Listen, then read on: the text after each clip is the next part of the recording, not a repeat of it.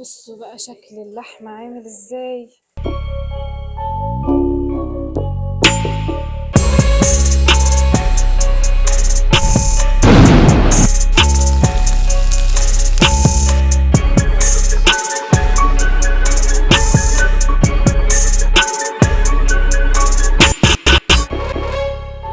يا مساء الفل عليكم، فيديو جديد النهارده في اقدم محل برجر في اسكندريه 3 بي.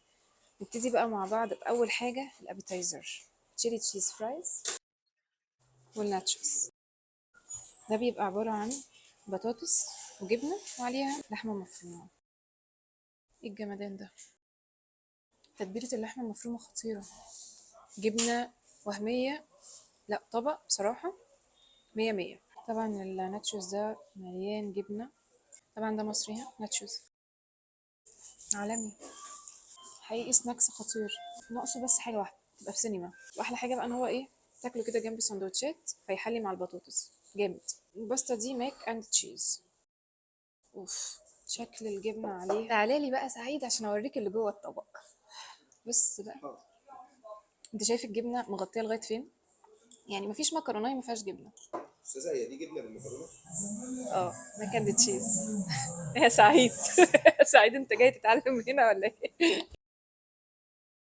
خطيره. الجديد في الموضوع ان هو محل مخصص في البرجر ومنزل باستا بالكواليتي العاليه قوي دي، مكرونه سواها مظبوط، تتبيله الفراخ سوى الفراخ، بجد طبق مكرونه جامد. يلا بينا على اللي بعده. يلا بينا بقى ندخل على اشهر ساندوتش عندهم 3 بي تشيكن. وده بيبقى عباره عن قطعه ستريبس وصوص رانش وبصل مشوي هوت صوص، وطبعا بقى الحبشتكنات اللي بتبقى تحت دي وجبنه طبعا. يلا بينا ندوق. لا هو ليه حقهم بصراحه يتشهروا بيه. ساندوتش يعني الخلطة اللي حاطينها في بعض دي مع البصل بقى المشوي مع الفراخ طعمها التتبيلة بتاعتها وهمية. لا ساندوتش بصراحة جبار. واحلى حاجة بقى العيش عندهم فريش زي ما هو واضح جدا اهو. يلا بينا على، يلا بينا بقى ندخل على الترند الجامد قوي بتاعهم. ده 3 بي بس ميت بقى، اللي هو البرجر العادي اللحمة دوت، نفس مكونات الفراخ، وهقولها لكم تاني ان هو بيبقى فيه قطعتين برجر لحمة ودوت بيبقى دبل، والجبنه، وطبعا البصل برضو المشوي والصوص الران وهوت صوص. طبعا ممكن تاخدوه سنجل او دبل يعني زي ما انتوا عايزين. بصوا بقى شكل اللحمه عامل ازاي، كميه صوصات رهيبه، فظيع. تتبيله اللحمه خطيره لحد دلوقتي، مفيش حاجه ما عجبتنيش. مركزين في كل، يعني في كل سنتي في الساندوتش. العيش كمان ده مميز قوي. بالنسبه للناس اللي بتقعد تقولي ان انا ما بقولش على حاجه مش حلوه، والله العظيم ما في حاجه مش حلوه فعلا، انا بحلف قدام ربنا انا الاكل عجبني جدا. فخلينا نكمل الفيديو، هقول لكم في اخر الفيديو على حاجه. الساندوتش ده محتاج حاجه نبلع بيها مصريه، سبيرو سباتس. تاني، المنتجات المصريه هي اللي عندهم سبيرو سباتس، لذيذه قوي مع البرجر، يعني عامله ميكس جامد. يلا بينا بقى مع وجبة الهابي ميل. ناس كتيرة طلبت مننا نجيب بدايل مصرية للهابي ميل، وجبناها لكم النهاردة في 3 بي برجر الهدية. ودي بقى ساندوتش والبطاطس والجوس العصير، دي مصرية 100%، كل حاجة فيها مصرية يعني. يعني الأطفال هتتبسط في 3 بي وهيجوا هنا ياخدوا اللعبة بتاعتهم وياكلوا كمان.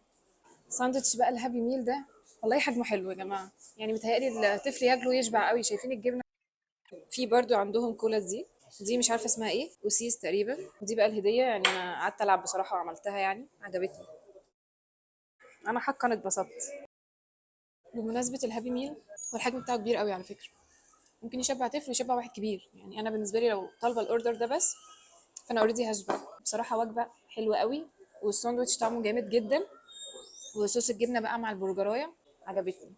لقينا بقى كمان عندهم عرض 2 ساندوتش فانكي برجر، بتاخد واحد والتاني عليه هديه ب 69 جنيه. ده بيبقى يوم الاثنين، يوم الاربع، يوم الجمعه. اوريكم شكل الساندوتش. يبقى برجر وطبعا التشيز والخس، تقريبا الواحد هيبقى بحاجه و30 جنيه. ف وتعالوا بقى يوم الاثنين او الاربع او الجمعه خدوا العرض ده. حاج محمود، قول لنا بدايتك كانت عامله ازاي في 3 بي؟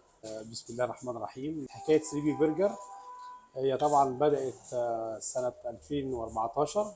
حلو. اول محل كان على البحر في كامب شيزار، عدد زاد فجينا فتحنا في سموحه سنه 2016، والحمد لله لحد دلوقتي احنا مستمرين. شاء الله. الحمد لله بنقدم جوده كويسه. بدات العمل في مجال البرجر في السعوديه في سلسله مطاعم عالميه اسمها فادراكرز. معظم الناس تعرفها. بفتخر ان انا بقدم 3 بي برجر اللي هو اعظم برجر في العالم ان شاء الله يعني. باذن الله ان شاء الله هنرجع بقى تاني. الفرعين اللي اتقفلوا للاسف هنلاقي بقى 3 و4 تانيين غيرهم. وكنت حابه اعرف لو حضرتك حابب تقول ليه اتقفلوا يعني، او ايه اسباب ان هم ما بقوش موجودين دلوقتي. الناس عارفه كلها طبعا الكورونا اثرت على الناس قد ايه. موضوع الظروف الاقتصاديه اللي احنا بنمر بيها دي طبعا ادت ان احنا طبعا يعني نحتفظ بفرع واحد ونجتهد من خلاله، وان شاء الله هنرجع تاني. انا بوعد باذن الله. الناس ان احنا باذن الله هنرجع تاني ويكون عندنا فروع كبيره ب 3 بي برجر.